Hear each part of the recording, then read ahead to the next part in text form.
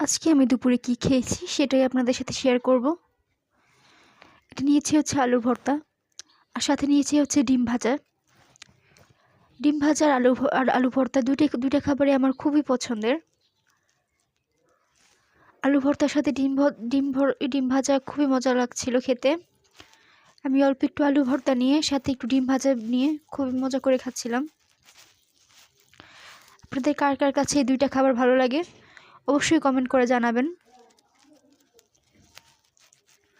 আমার কাছে তো খুবই ভালো লাগে, গরম ভাতের সাথে তো আরও বেশি মজা লাগছিল।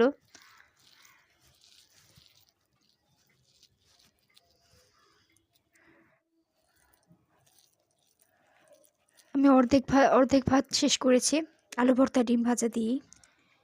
আর এরপরে নিয়েছি হচ্ছে কালকে রাতের বেঁচে যাওয়া তরকারি। এটা হচ্ছে ইলিশ মাছ ভুনা। টাটকা তরকারি থেকে বাসি তরকারিটাই খেতে খুব মজা লাগছিল।